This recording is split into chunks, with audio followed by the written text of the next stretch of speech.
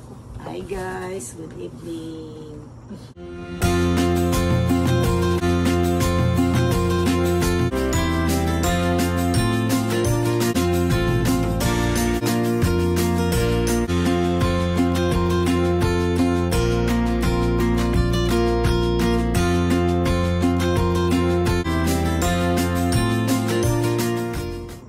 Yan po, ano kami guys,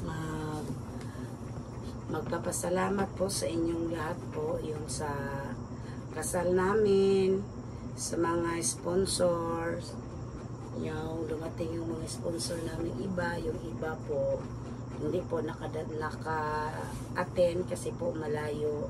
Katulad po ni Ate Bingbing, ni Ma'am Christina at saka ni Ma'am Yeng. Sila po yung mga subscribers ko nga yung sponsor namin. Yung ibang sponsor namin, yung taga dito, hindi rin nakapunta, bali dalawa yung hindi, yung si Ate Lisa at saka si Ate Minya. Bali 5 po. Marami pong salamat po sa inyong lahat.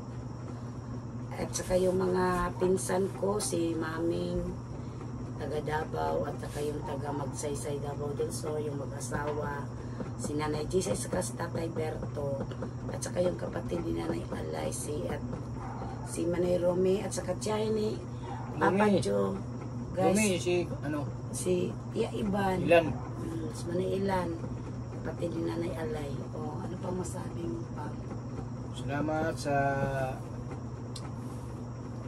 Ninong, sa Ninang, Dulong, Dinong, si Ilan, Tugalisa, Tatay Berto. Tapos na yan. Nagpapasalamat din kami kay Ate Bingbing guys, kay Ma'am Yeng, Ma'am Christina. Yan si Siprot. Nagkaway-kaway. Yung mingming namin guys, so, pasaway. 4 na taon guys na nangyari ng kasalan namin. Yan, ito na po yung wedding ring namin. May ano to guys, pinalagyan namin ng pangalan. Nadiri sa ilalong. Pangalan ni Papa Joseph, ako ang nagsuot. Yan. Engaged na talaga kasal na talaga kami ni Papa Joseph. Sabi po ni Mayor, legal wife na talaga ako. Hindi na oh. Salamat, Legal. Ate Bing, salamat. Salamat, Ate Bingbing, Ma'am Yeng, Ate Manying, Ma'am Christina. Thank you po sa lahat po ng mga subscribers namin, yung nag-follow ng video namin guys. Sorry, hindi ako nakapag-upload ng ilang araw. Si Nanay Tis, kumusta na Nanay Tis? Ay, Nanay Tis, kumusta po kayo? Si Nanay Eli. Yun pala po, hindi anong dahilan bakit hindi nakapunta si Judalyn? Papa Joy's fault guys. Yung mga pamilya, yung araw ng Sabado, nag-text kami. Sila Judalyn. Sabi niya, pupunta daw siya. Tapos, nagtanong siya kung anong schedule ng barko. Papuntang Nasipit, galing Hagna, Bohol. Hagna to Nasipit, Butuan. Ngayon, tinawagan ko sabi ko, tawagin ko muna yung konduktor ng Ceres. Yun, nagkausap kami. Tapos, sinabihan ko siya ng Linggo ang schedule, departure ng barko. Umaga, alas 10 ng umaga ng Linggo. Tapos, darating sana siya sa Linggo ng hapon. Alas 3 ng madaling araw. Hapon gani no. Ay, madaling araw. Kaya nakatingin. Huwag mo kong tingnan yung ganyan. Sawa mo na ako. Ngayon, Nag-text ako sa kanya nga linggo ng alas 10 sa umaga ang departure. And then, akala mo na-send. Yun pala, hindi mo na-send.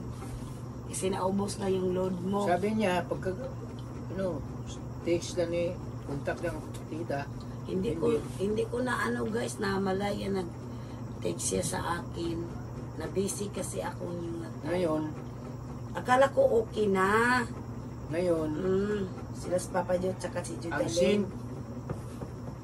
ang scene ko sa kanyang message, hindi pala ang ginawa ko message sa kanya, hindi pala na scene sa kanya dahil na expire na ako. Wala nang load. Expire na ako sa oras na yon. Alas 11 ba yung gabi sa Sabado. Pero Mami Jo, thanks po sa binigay mo. May gift naman po binigay po si Mami Judalyn po sa amin.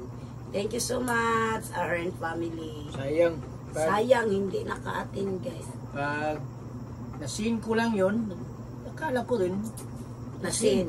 Yun pala. Hindi. expire na pala yung Yun ko pala, 20, short 20. Hindi kasi Contact lang kasi sila guys, si Judalyn. Yung sa lang, sa text message. Kaya Hindi naman, hindi siya nakapunta yung araw na yon.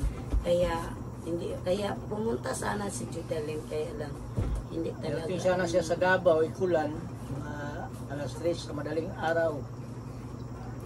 Tapos sakay siya ng bus papunta dito, Madada. Siguradong maka-attend pa siya. Kaya, Nangihinayang gali siya eh. nahihinayang si Judalyn guys. Akala ko, may misis naman, tinanong ko, may misis naman ako sa iyo. So wala akong natanggap na message pa. Yung mga message ko, pinasa niya sa akin.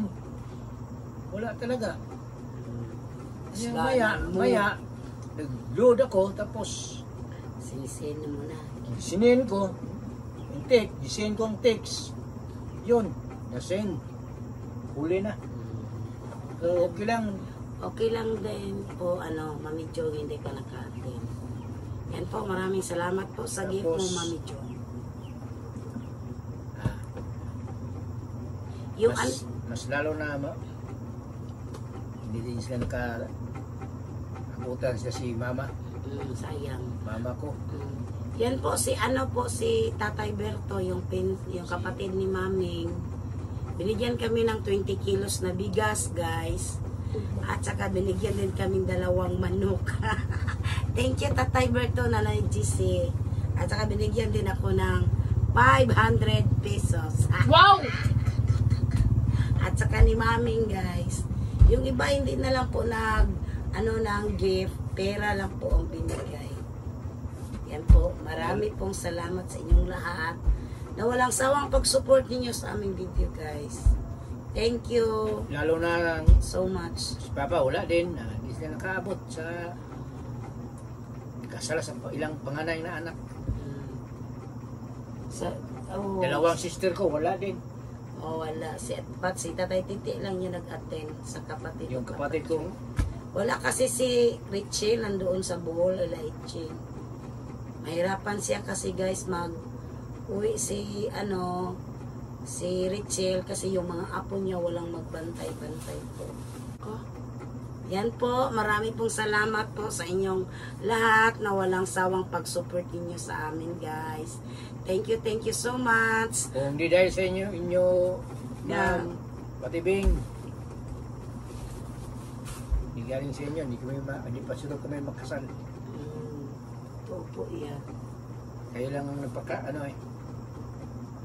nagtulak sa amin na gano'n, magpakasal. Marami naman kaming plano magpakasal, kaya lang Plano lang, guys. ginagawa dahil sa Yan po. Yan si Mami Yeng, thank you so much. Aming, Ma'am salamat. Christina, thank you. Yan po, nagpapasalamat kami sa inyong lahat. Maraming salamat po sa inyo na walang sawang pag-support niyo sa aming video. Kita-kits tayo sa sunod na video. Salamat sa Bye lahat. guys. Subscribers, Thanks salamat. everyone. Bye!